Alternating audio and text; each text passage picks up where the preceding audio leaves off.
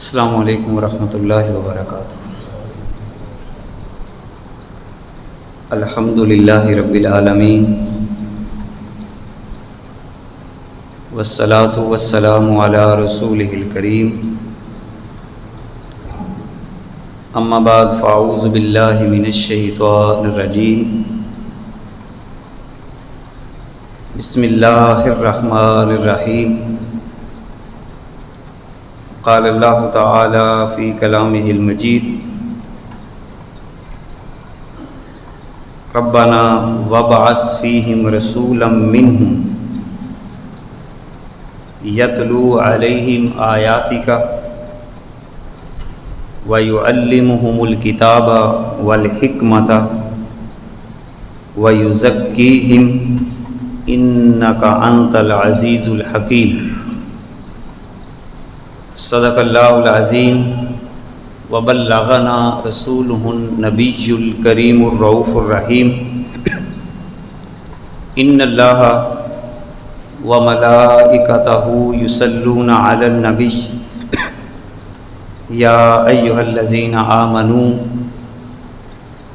صلوا علیہ وسلموا تسلیما۔ اللہم صل علی سیدنا وعلی آل سیدنا محمد وبارک وسلم وصلی علیہ۔ الصلاۃ والسلام علیک یا رسول اللہ، الصلاۃ والسلام علیک یا حبیب اللہ، وعلی آلک واصحابک یا رحمۃ للعالمین۔ عزیزان محترم، اللہ رب العزت جل مجدہ الکریم کے فضل و کرم،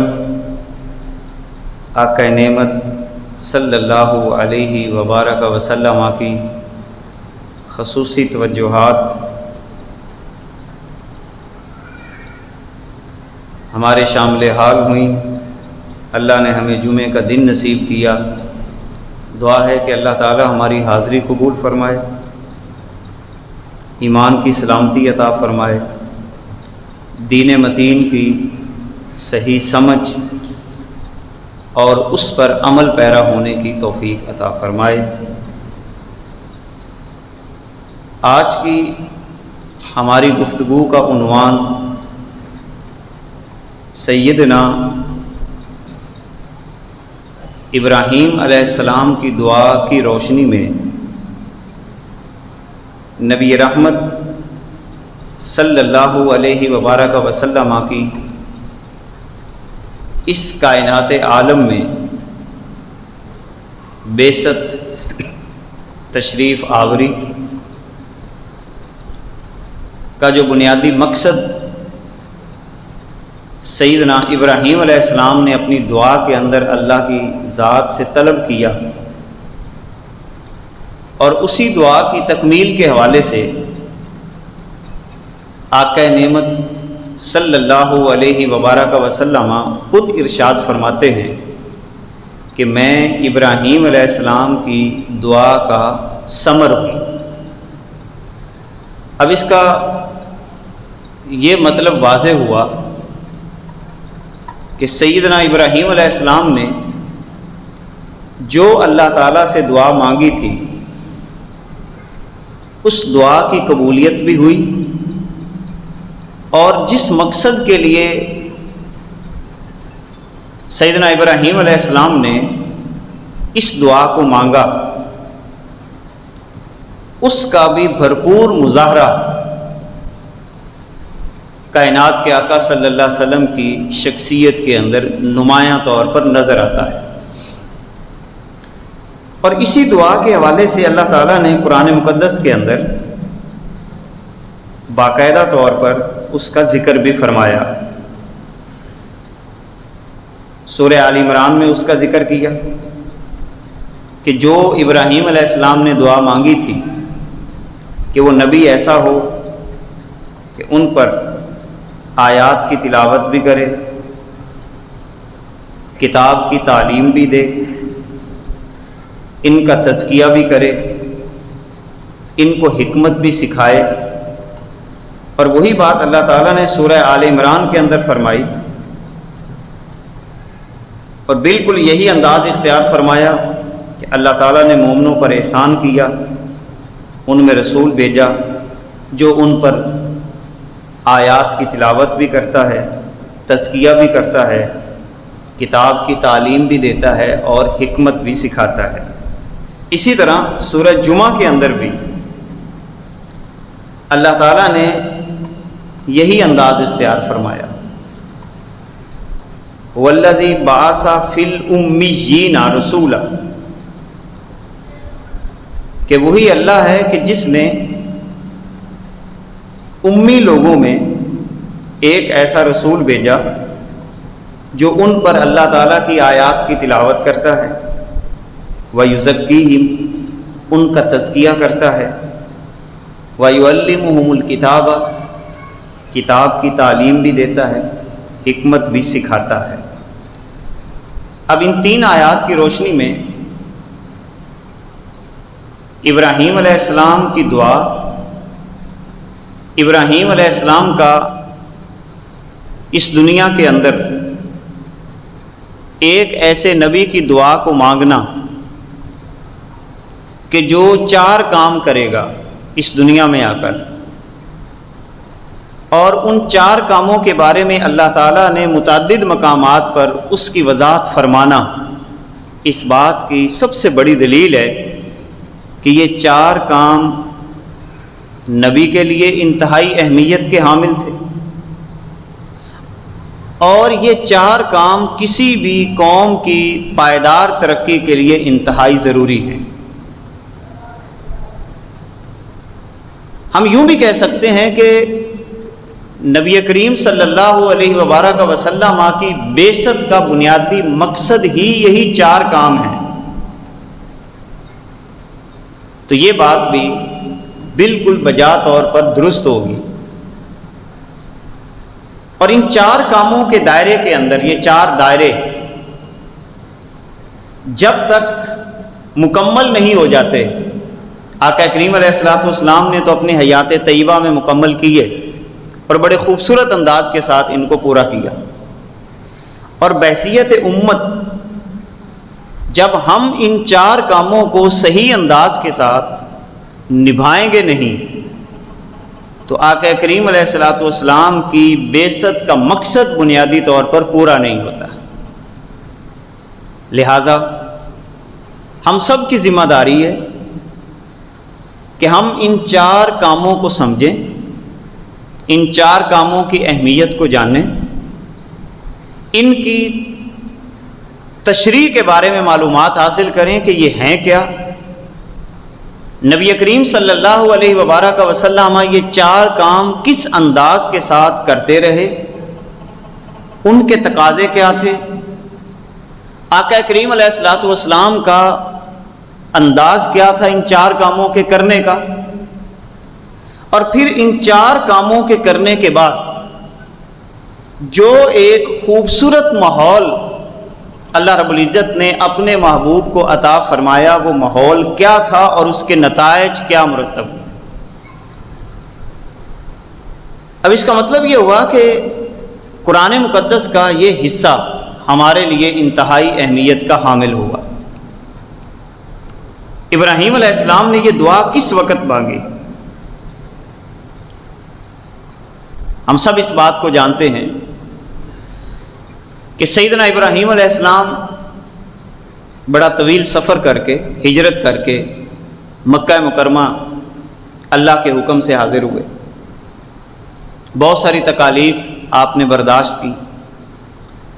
پہلے سفر کے اندر اپنی زوجہ اور اپنے بیٹے کو تنہا مکہ مکرمہ میں چھوڑا اور پھر واپس چلے گئے۔ واپس جانے کے بعد پھر دوبارہ تشریف لائے، اسماعیل علیہ السلام کی قربانی کا مرحلہ بھی پیش آیا، اور پھر رب ذوالجلال نے مختلف قسم کی آزمائشوں سے گزارنے کے بعد سیدنا ابراہیم علیہ السلام کو بیت اللہ کی تعمیر کا حکم عطا فرمایا کہ دوبارہ سے اس کی بنیادوں کو تعمیر کیا جائے۔ جب ابراہیم علیہ السلام نے بیت اللہ کی تعمیر مکمل کر لی تو اس وقت اللہ تعالیٰ نے سیدنا ابراہیم علیہ السلام کو باقاعدہ اجازت عطا فرمائی کہ ان تمام تر مشکلات کے بعد، میرے حکموں کی تعمیل کے بعد اور بیت اللہ کی تعمیر کے بعد، تو جو مجھ سے مانگتا چلا جائے گا آج میں تیری جھولی کو بھرتا چلا جاؤں گا۔ اب اندازہ لگائیں، سیدنا ابراہیم علیہ السلام نے اللہ تعالیٰ سے بہت ساری دعائیں مانگی اس موقع، اپنے لیے دعا مانگی، اور اسی طرح اللہ تعالیٰ نے یہ وعدہ بھی کیا کہ میں تمہیں لوگوں کا امام بناؤں گا۔ پھر اولاد کی دعا بھی مانگی حضرت ابراہیم علیہ السلام نے، اور ان دعاؤں کے اندر ایک خاص دعا یہ مانگ لی کہ اے اللہ، اگر تو آج مجھ پہ کرم کر ہی رہا ہے تو جس نبی آخر الزمان آنا ہے۔ اب اس کا یہ بھی مطلب ہوا کہ ابراہیم علیہ السلام اس وقت بھی جانتے تھے کہ ایک عظیم الشان نبی آنے والا ہے جو تمام انبیاء کا سردار ہوگا۔ کتنی دیر پہلے کی بات ہے۔ اس کا مطلب یہ ہوا کہ ابراہیم علیہ السلام اس وقت جانتے تھے کہ ایک نبی آئے گا جو سید الانبیاء ہوگا، خاتم النبیین ہوگا ہمارا بیٹا ہی، یعنی ہماری نسل میں سے ہوگا، مگر اللہ تعالیٰ اس کو شان یہ عطا فرمائے گا کہ معراج کی شب تمام انبیاء کی امامت کا صحرا بھی اس پہ سجائے گا۔ تو کیوں نہ ایسا ہو کہ اللہ تعالیٰ سے اس کے بارے میں یہ دعا مانگ لی جائے کہ اے اللہ اس کو میری نسل میں سے کر دینا۔ اب ایک تو دعا حضرت ابراہیم علیہ السلام نے یہ مانگی، اور پھر جو دعا مانگنے کے بعد جو 4 چیزیں اللہ تعالیٰ سے مانگی ہیں وہ بڑی کمال کی ہیں۔ اب اس کا مطلب یہ بھی ہوا کہ جو نبی ہوتا ہے اس کے ہاں اہمیت یہ نہیں ہوتی کہ یا اللہ، فرض کریں کہ یا اللہ میری اولاد ہوگی تو اس کو بڑا مالدار بنا دینا۔ اب ایک بندہ یہ بھی تو دعا مانگ سکتا تھا، کیونکہ اللہ مکمل اجازت دے رہا ہے کہ آپ جو مرضی دعا مانگیں آپ مانگ سکتے ہیں۔ یہ بھی دعا مانگ سکتے تھے کہ اے اللہ میرے بیٹے کو دنیا کی یہ فلاں فلاں نعمتیں عطا کرنا، مگر کمال کی دعا ہے، اس سے نبی کی زندگی کا مقصد بھی معلوم ہوتا ہے۔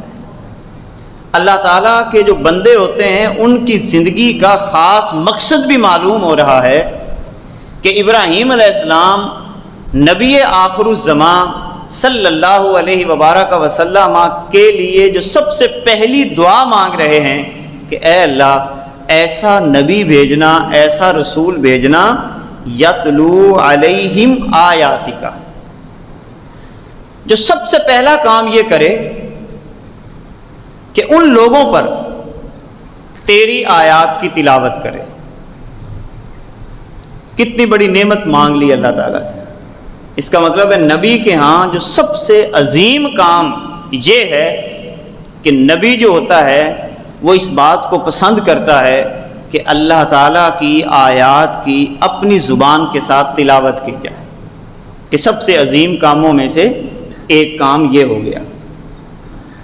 دوسری دعا مانگی وَيُعَلِّمُهُمُ الْكِتَابَ، صرف یہی نہیں کہ وہ بس تلاوت سناتا رہے، اے اللہ اس نبی کو دوسرا مقام یہ عطا کر دینا کہ وہ باقاعدہ کتاب کو پڑھائے بھی، تعلیم دے، لوگوں کو پڑھائے، کتاب اللہ کو سمجھائے، اس کے مطلب کو سمجھائے، اس کے معنی کو سمجھائے، اس کے مفہوم کو سمجھائے۔ یہ دوسری دعا مانگ لی۔ اب اس کا مطلب یہ ہوا کہ اللہ تعالیٰ کی نعمتوں میں، اللہ تعالیٰ کے خزانوں میں اگر کوئی اور بڑا خزانہ ہوتا تو ابراہیم علیہ السلام وہ مانگ لیتے، لہذا اللہ کے خزانوں میں سب سے بڑا خزانہ یہ ہے کہ کسی بندے کے اندر یہ صلاحیت پیدا ہو جائے کہ وہ اللہ تعالیٰ کی کتاب کو لوگوں کو پڑھانا شروع کر دے۔ بس یہی باتیں سمجھنے والی ہیں۔ ہم نے خیر کا، بلندی کا، عروج کا معیار اپنے ذہنوں کے مطابق بنایا، مگر نبی جو ہوتا ہے وہ ایک خاص نظام عطا فرماتا ہے۔ اسی لیے اب اس آیت کے تحت کہ اے اللہ وہ نبی ایسا ہو جو باقاعدہ پڑھائے، کتاب کی تعلیم دے، اس سے ایک بات تو یہ واضح ہوئی کہ کسی شخص کو اللہ تعالیٰ جب معلم ہونے کا، استاد ہونے کا مقام عطا فرما دیتا ہے، اس کائنات کے اندر بڑے مقامات میں سے ایک مقام یہ بھی ہے۔ اب اس کی دلیل بھی ہمیں آقا کریم علیہ الصلوۃ والسلام کی بہت ساری روایات سے ملتی۔ مثلا آقا کریم علیہ الصلوۃ والسلام اپنے بارے میں ارشاد فرماتے ہیں، انما بعثت معلما لاتمم مکارم الاخلاق، اللہ تعالیٰ نے مجھے صرف بعثت، یہاں پر بھی بعثت کا لفظ استعمال کیا ہے، اور یہاں پر بھی دیکھیں تینوں آیات کے اندر لفظ بعثت استعمال ہوا ہے۔ بعث فی الامیین ربنا وبعث، اب دیکھیں بعثہ کا لفظ یعنی بعثت کا لفظ استعمال ہوا ہے، اور آقا کریم علیہ الصلوۃ والسلام بھی جو اپنے لیے لفظ ارشاد فرما رہے ہیں، انما بعثت معلما لاتمم مکارم الاخلاق، کہ اللہ تعالیٰ نے مجھے اس کائنات کے اندر صرف اور صرف، انما کا جو لفظ ہے یہ حصر کا تقاضا کرتا ہے، صرف اور صرف معلم بنا کر بھیجا ہے۔ کیوں؟ لاتمم مکارم الاخلاق، تاکہ میں اخلاق کے جو مکارم ہیں ان کی تکمیل کروں۔ اور پھر آقا کریم علیہ الصلوۃ والسلام اس عہدے کی اہمیت بیان کرتے ہوئے فرماتے ہیں، فرمایا خیرکم، تم سب میں بہتر وہ ہے، خیرکم، تم سب میں بہتر وہ ہے، من تعلم القرآن، جو اللہ کی کتاب کو سیکھتا ہے، وعلمہ، اور سیکھنے کے بعد کیا کرتا ہے، اس کو آگے سکھاتا ہے۔ اب ایمانداری سے بتائیں، ایمانداری سے بتائیں، جس عہدے کی اہمیت کائنات کے آقا عطا فرما رہے اور وہ ٹائٹل دے رہے ہوں کہ تم سب میں بہتر وہ ہے جو قرآن پڑھتا ہے اور پھر اس کے بعد پڑھاتا ہے، مگر آج کل صورتحال دیکھیں، ہم نے اس عہدے کے ساتھ کیا کیا، قرآن پڑھنے والوں کے ساتھ کیا کر رہے ہیں اور پڑھانے والوں کے ساتھ کیا کر رہے ہیں، پھر اللہ کے عذاب نہ ہیں تو اور پھر کیا ہو۔ کائنات کے آقا صلی اللہ علیہ وبارک وسلم اس عہدے کے بارے میں، پڑھانا تو ایک اور اعلیٰ اور عرفہ مقام ہے نا، صرف جو طالب علم گھر سے چلتا ہے کہ میں اللہ کی کتاب کی تعلیم حاصل کروں، اللہ کی کتاب کو سیکھوں، سمجھوں، گھر سے چلتا ہے، اللہ تعالیٰ اسے اتنا پروٹوکول عطا فرماتا ہے کہ کائنات کے آقا فرماتے ہیں کہ جب طالب علم اپنے گھر سے نکلتا ہے پڑھنے کے لیے تو اللہ تعالیٰ کے فرشتے اس کے پاؤں کے نیچے پر بچھانے کے لیے آ جاتے ہیں،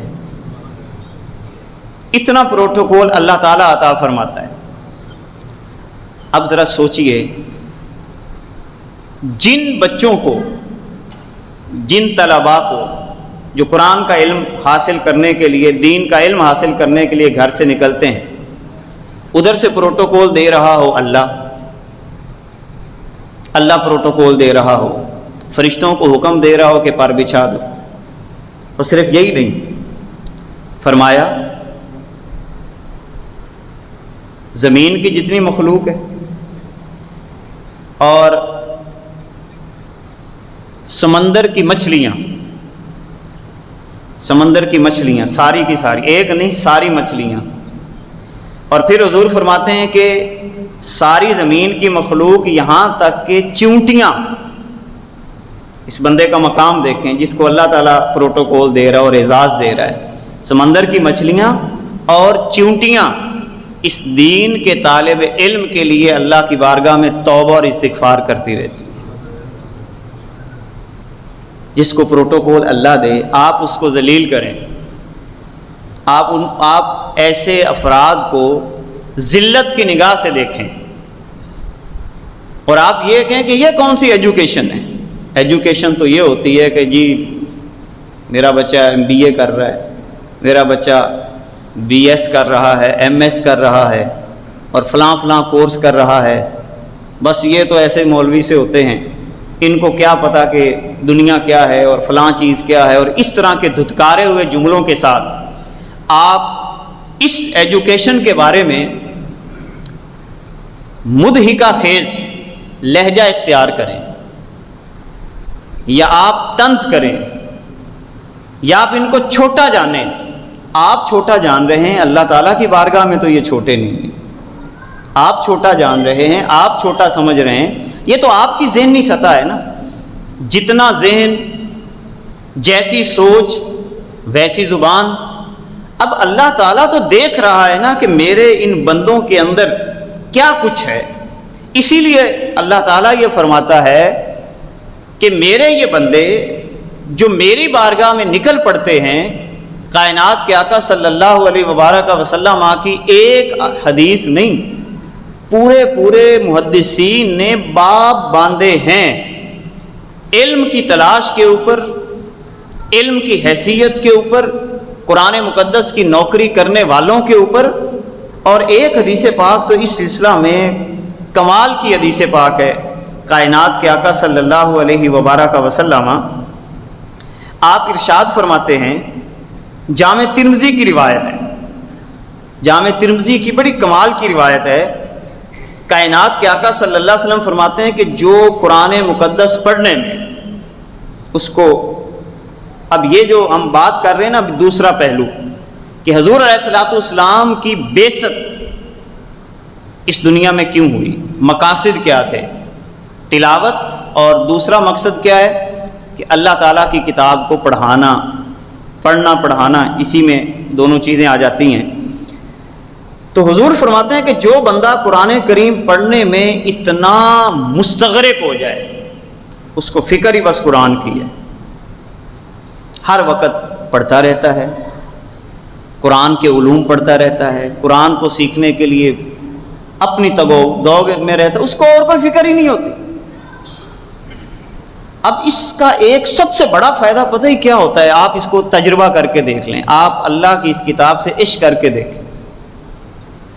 آپ صبح سے لے کر شام تک جب آپ تلاوت میں مشغول ہیں، تلاوت کے دوران آپ کو کچھ باتیں سمجھ نہ آئیں، اللہ تعالیٰ نے اس کا بھی ذکر قرآن میں کیا کہ اگر تمہیں کچھ سمجھ نہ آ رہی ہو فَاسْأَلُوا أَهْلَ الذِّكْرِ، تو یہاں اہل ذکر سے مراد اہل علم ہیں، کیونکہ قرآن سے بڑا کوئی ذکر نہیں ہے۔ تو پھر تم سوال کرو اہل علم سے جا کے، جو چیز سمجھ نہ آ رہی ہو آپ کسی مستند عالم دین کے پاس چلے جائیں۔ ایک بندہ پھر ادھر مشغول ہو گیا، اس نے کوئی تفسیر کی کتاب کھولی کہ مجھے فلاں بات سمجھ نہیں آ رہی، کبھی کہیں مشغول ہو گیا، کبھی کہیں مشغول ہو گیا۔ اب ذرا اندازہ لگائیں جو سب سے بڑا فائدہ اس بندے کو کیا ہو رہا ہے کہ صبح سے لے کر رات سوتے سوتے تک اس کا ذہن کہیں اور بھٹکتا ہی نہیں ہے کہ میں کسی کے خلاف کوئی منصوبہ کروں، میں کسی کے خلاف کوئی چال کروں، کوئی پلاننگ بناؤں۔ وہ صبح سے لے کر شام تک صرف اسی مگن میں رہتا ہے کہ میرے اللہ نے کیا بات کی ہے اور میں اس کو سینے میں کیسے اتاروں۔ اس کو کوئی اور فکر ہی نہیں ہوتی، وہ اپنی مستی میں رہتا ہے۔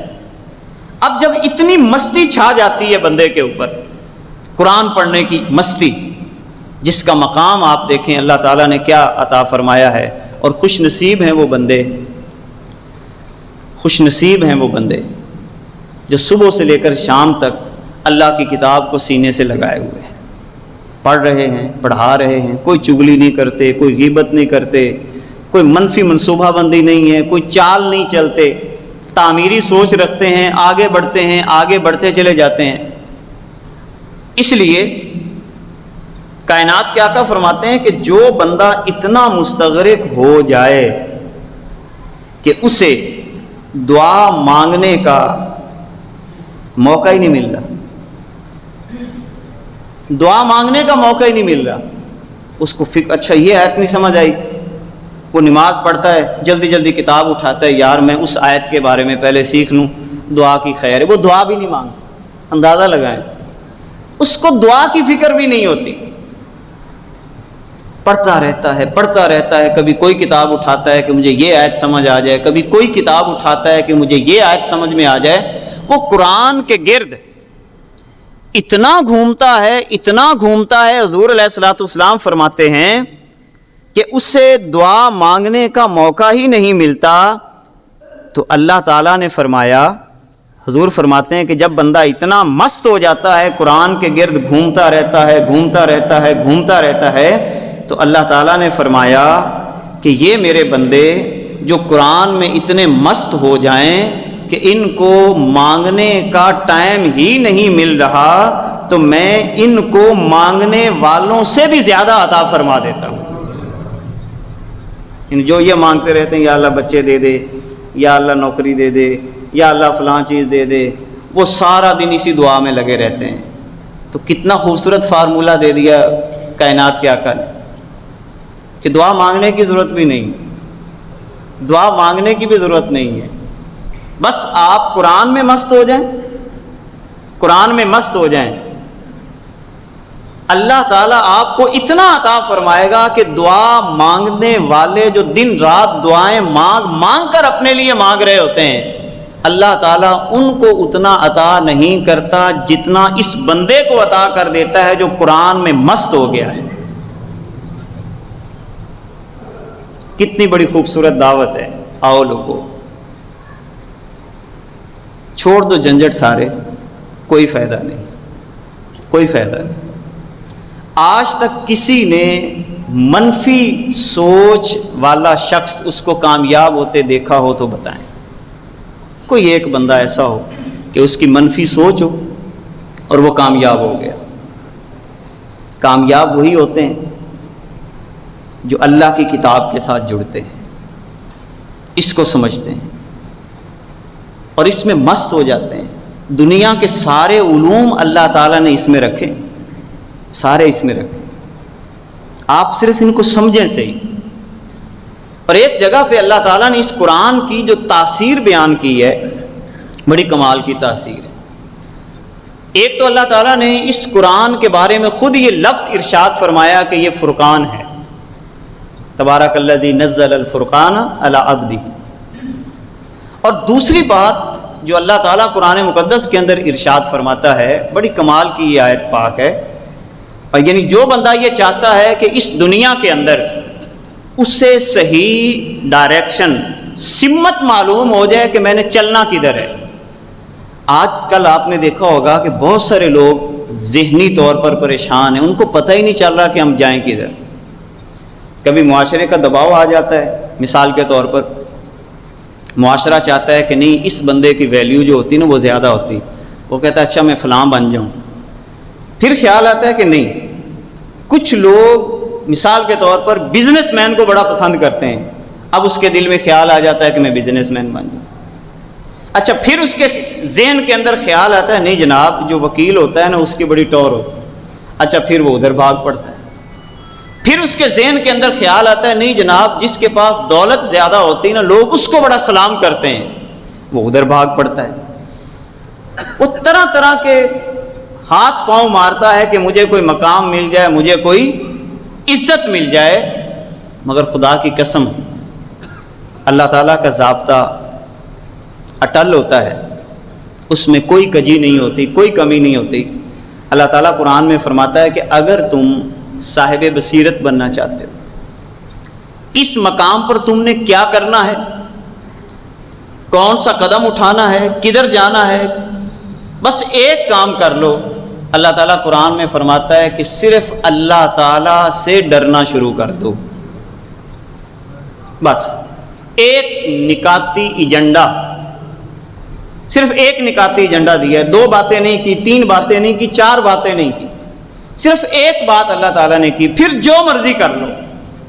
فرمایا کہ صرف اور صرف تم اپنی زندگی کا مشن بنا لو کہ ہم نے اگر ڈرنا ہے تو کس سے ڈرنا ہے؟ صرف اللہ تعالیٰ کی ذات سے.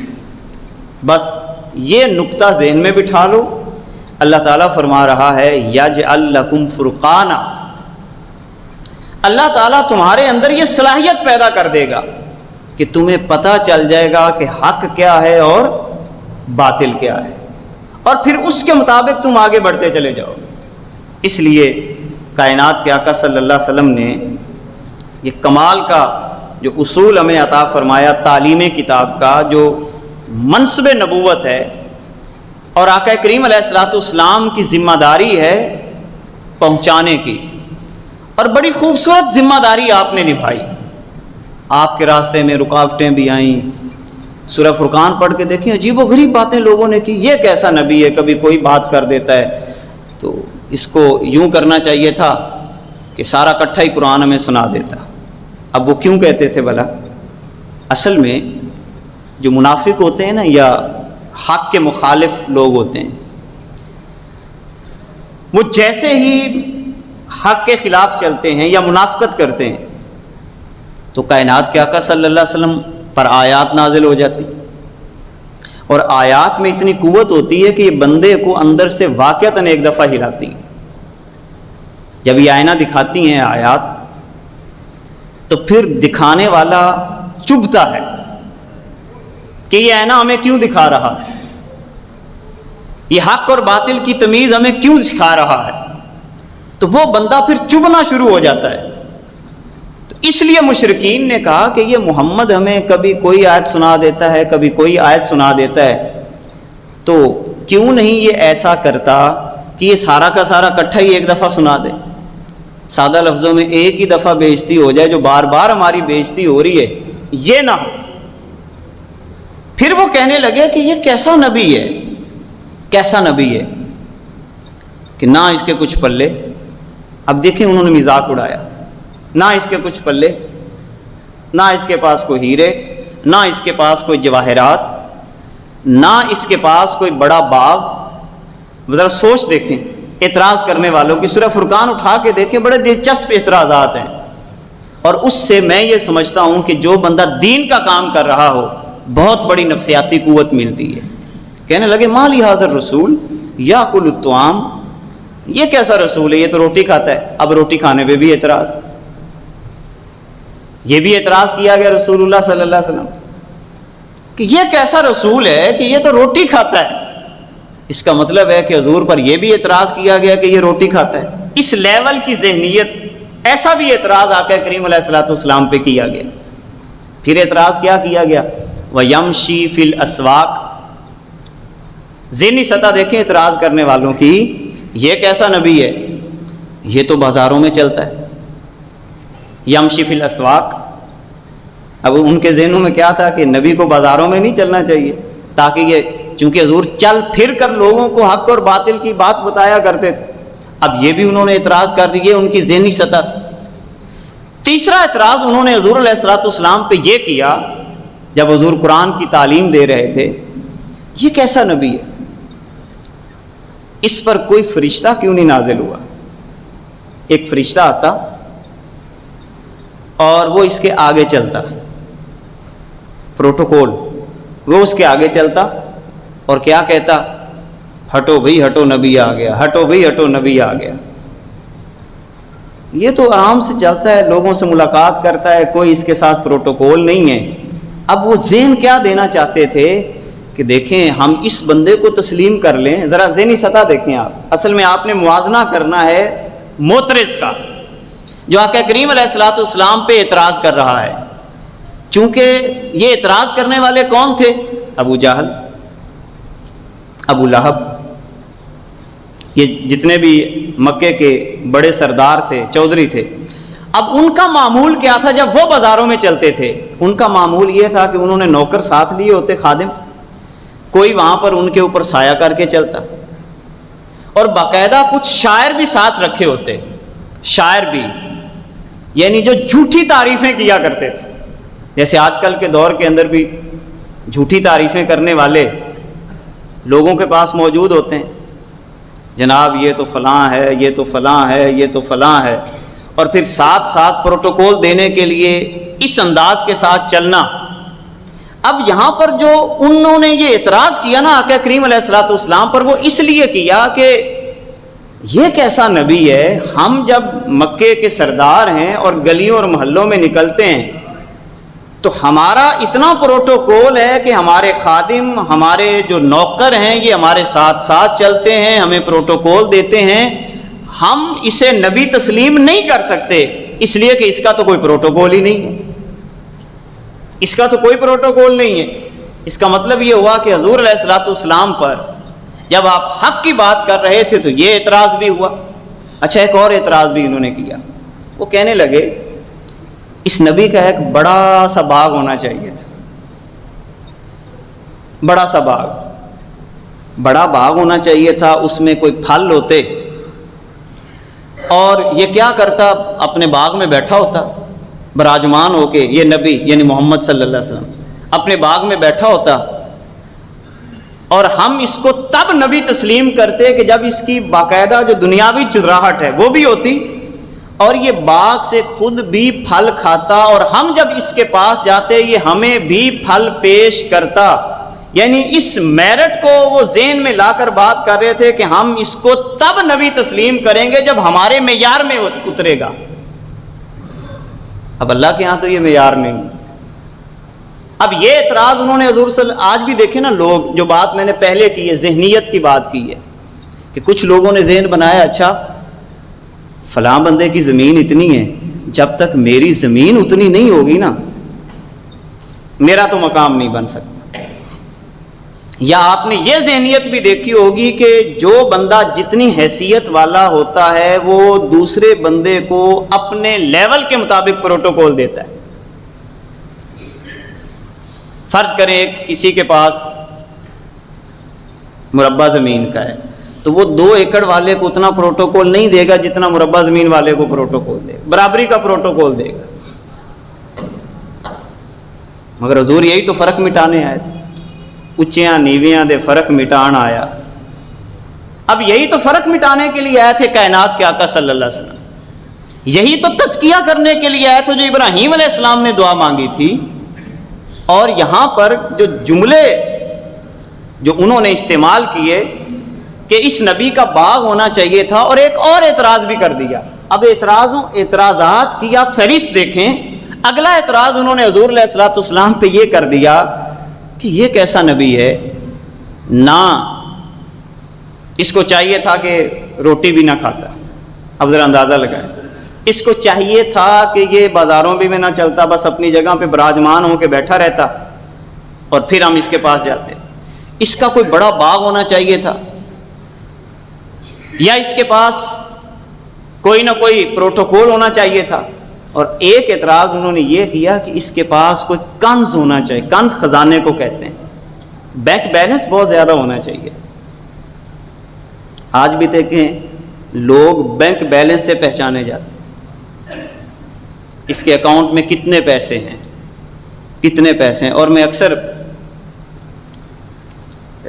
آپ دیکھیں باہر جو لوگ جاتے ہیں تو جس اکاؤنٹ چیک کیا جاتا ہے نا، اب ذرا میرٹ دیکھیں کہ جو بندہ باہر آ رہا ہے اس کے اکاؤنٹ میں کتنے پیسے ہیں، ذرا غور کریں۔ کیا یہ وہی ذہنیت تو نہیں ہے جو مشرکین مکہ کی تھی کہ کسی کو جانچنے کا معیار تقویٰ نہیں ہے، کسی کو جانچنے کا معیار کیا دیا گیا؟ پیسہ، کہ اس کے اکاؤنٹ میں کتنا پیسہ ہے۔ اندازہ لگائیں جب یہ تمام اعتراضات آقا کریم علیہ الصلوۃ والسلام پہ کیے گئے، جب حضور قرآن کی تعلیم دے رہے تھے اور وہ میرٹ کو گرانے کی کوشش کر رہے تھے، تو اس وقت سورہ فرقان کے اندر ہی اللہ تعالیٰ نے اس کا جواب دیا، اے محبوب یہ تو چھوٹی چھوٹی باتیں کر رہے ہیں، کبھی یہ خزانے کی بات کرتے ہیں، کبھی یہ زمین اور جائیداد کی بات کرتے ہیں۔ اگر میں چاہوں نا، یہ اللہ تعالیٰ نے لفظ آپ پڑھیں سورہ فرقان، باقاعدہ لفظ اللہ تعالیٰ نے ارشاد، اگر میں چاہوں جتنی ان کی سوچ ہے کہ محمد کے پاس یہ دنیا کی یہ دولت ہونی چاہیے، ان کی سوچ ختم ہو جائے گی، میں اس سے زیادہ اپنے محبوب کو عطا کر دوں گا۔ مگر اگر یہی معیار میں نے دنیا کو دکھا دیا تو غریبوں کا کیا بنے گا، بے سہاروں کا کیا بنے گا؟ وہ کیا سوچیں گے کہ معیار زندگی یہ ہوتا ہے قربان جائیں۔ اور حضور نے باقاعدہ پھر ایک حدیث پاک میں فرمایا بھی، حضور خود فرماتے ہیں انی اورد علی ان تجعل لک بطحاء مکہ ذہبا۔ حضور خود فرماتے ہیں کہ مجھے اللہ کی طرف سے یہ باقاعدہ پیشکش کی گئی، کیا پیشکش؟ اللہ کی طرف سے پیشکش کی گئی کہ اے محبوب اگر تو چاہے تو مکہ کی ساری وادی میں تیرے لیے سونا بنا دیتا ہوں، اگر تو چاہے۔ واہ میرے آقا، آپ نے ہمارا سر فخر سے بلند کر، ورنہ ہم تو سر چھپاتے پھرتے کہ معیار زندگی تو زمینیں ہوتی ہیں، معیار زندگی تو جائیدادیں ہوتی ہیں، معیار زندگی تو عہدے ہوتے ہیں۔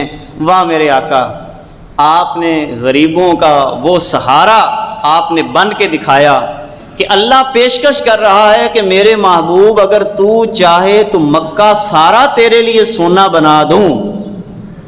مگر حضور کیا عرض کرتے ہیں اللہ کی بارگاہ میں؟ فَقُلْتُ لَا یا ربی، اے اللہ مجھے نہیں چاہیے، مجھے نہیں چاہیے۔ محبوب پھر آپ کو کیا چاہیے؟ حضور خود فرماتے ہیں، میں نے اللہ کی بارگاہ میں عرض کی انی اجوع یومن و اشبع یومن۔ یہ آغاز ہے اور آغاز میں ایسا ہی ہوا کرتا ہے، جو بندہ اس پروسیس سے گزرتا ہے نا، اللہ دیکھنا بھی یہی چاہتا ہے، پھر خزانے کھولتا ہے، مگر وہ دیکھتا ہے کہ میرا بندہ کرتا کیا ہے۔ یہ وہ معیار بناتا ہے جو دنیا داروں نے معیار بنایا، یا جو میں نے عطا کیا وہ معیار بناتا ہے۔ کائنات کے آقا اتنی بڑی پیشکش ہونے کے باوجود اللہ کی بارگاہ میں عرض کرتے ہیں اللہ مجھے نہ سونا چاہیے نہ زمینیں چاہیے، میرے پیارے محبوب تجھے کیا چاہیے؟ عرض کرتے ہیں اللہ ایک دن بھوکا رہنا چاہتا ہوں، ایک دن روٹی کھانا چاہتا ہوں۔ انی اجوع یومن و اشبع یومن، کبھی بھوک میں گزرے کبھی روٹی کھا لوں۔ اچھا پھر کیا کرے گا تو؟ مولا اما الیوم الذی اشبع فیہ فاحمد لک واشکر لک۔ اے اللہ جس دن تو مجھے روٹی عطا کر دے گا، جس دن، اور فاقے بھی گزرے بڑے بڑے فاقے گزرے، جس دن تو مجھے روٹی عطا کر دے گا میں تیرا بندہ ہو کر عرض کرتا ہوں اس دن تیری حمد بھی کروں گا، تیرا شکریہ بھی ادا کروں گا۔ وَأَمَّا الْيَوْمَ الَّذِي أَجُوءُ فِيهِ، قربان جائیں اے میرے اللہ جس دن میرا بھوک میں گزرے گا اور تو مجھے روٹی نہیں عطا کرے گا، تو یہ نہیں کہ تیرا بندہ تیری ناشکری کرے گا۔ فَأَحْمَدُ لَكَ وَأُثْنِي عَلَيْكَ، اس دن بھی میں محمد تیری حمد و ثنا بیان کرتا رہوں گا۔ یہ ہیں ہمارے آقا۔ ذرا ٹھنڈے دماغ کے ساتھ، الجھن میں نہیں، الجھن کی بات نہیں کر رہا، تیزی کی بات میں نہیں کر رہا کہ آپ تیزی سے سوچیں، ذرا ٹھنڈے دماغ کے ساتھ سوچیں۔ سید الانبیاء ہیں جن کے پوری دنیا گن گا رہی ہے، گردنیں کٹوا رہی ہے، جن کا نام دکھی دلوں کا سہارا، صرف نام ہی آ جائے نا زبان پہ محمد، اللہ اکبر، صرف نام محمد، اس نام کی کتنی چاشنی ہے، اس نام میں کتنی لذت ہے۔ یہ لذتیں ایسے نہیں عطا ہو جاتی۔ کائنات کے آقا نے اپنی ذمہ داری کو نبھایا، ہماری ذمہ داری ہے، ہم بھول گئے، دور ہو گئے سرکار سے۔ جو نظام تعلیم حضور نے ہمیں عطا فرمایا، جس کی ابھی ہم نے تھوڑی جھلکیاں دیکھی ہیں، ہم وہ نظام تعلیم نہ ہم نے قرآن کی قدر کو سمجھا۔ کتنی قدر کرتے ہیں ہم قرآن کی، ذرا سوچیں۔ نہ ہم قرآن پڑھنے والوں کی قدر کرتے ہیں، نہ قرآن پڑھنے والوں کی قدر کریں اور ان کو سمجھیں کمی کمین، تو پھر آپ کو عزتوں کے تاج آپ کو بھی نہیں ملنے، عزتوں کے تاج آپ کو بھی نہیں ملنے۔ آپ سب اور میں سب جب تک قرآن کی نوکری نہیں کریں گے، ہم بھی غیروں کے ہاتھ اسی طرح ذلیل ہوتے رہیں گے۔ اور ایک وقت ایسا آنے والا، اگر ہم نے قرآن کے دامن کو نہ تھاما، قرآن کے دامن کو نہ تھاما، تو یہی زمینیں جن پہ ہم ناز اور فخر کر رہے ہیں، یہی ہم انہی کو بیچیں گے جنہوں نے ہم پہ حکمرانی کرنی ہے۔ آج ہر بندہ ذلیل ہو رہا ہے، ذلت کا سامان خود اکٹھا کیا۔ زمینوں پہ ناز کرنے کی بجائے اگر قرآن پہ ناز کیا ہوتا تو یہ زمینیں سونا اگلتی۔ میں یقین کے ساتھ کہہ رہا ہوں، یہ زمینیں سونا اگلتی۔ بڑے بڑے عہدوں کی بجائے کائنات کے آقا صلی اللہ علیہ وسلم کی نوکری پہ فخر کیا ہوتا، نوکری پہ فخر کیا ہوتا، آج دنیا عزت کی نگاہ سے دیکھتی، یہ پروٹوکول کی دیواریں ختم ہو جاتی، کوئی ڈر اور خوف نہ ہوتا۔ یہ ڈر اور خوف کس لیے ہم نے اپنے گرد قائم کیے ہوئے کہ ہم نے ظلم اور زیادتی کے ہر وہ حربہ استعمال کیا جو ہم سے کیا جا سکتا تھا، ہم سے کیا جا سکتا تھا۔ ہم نے لوگوں کا خون چوسا، مارا، کرپشن کی، لوٹ مار کی، لوگوں کے حق کھانے پر فخر محسوس کیا، تو پھر اللہ تعالیٰ کا یہ ضابطہ ہی نہیں ہے۔ کائنات کے آقا صلی اللہ علیہ وسلم نے جو ضابطہ عطا فرمایا، میں دوبارہ یہی کہوں گا، ٹھنڈے دماغ کے ساتھ سوچ لیں۔ ابھی بھی وقت ہے، سوچ لیں، ابھی وقت ہے، سوچ لیں، ورنہ جو وقت آنے والا ہے، میں نوجوانوں سے خاص طور پہ گزارش کر رہا ہوں، جو نوجوان ہیں اس وقت،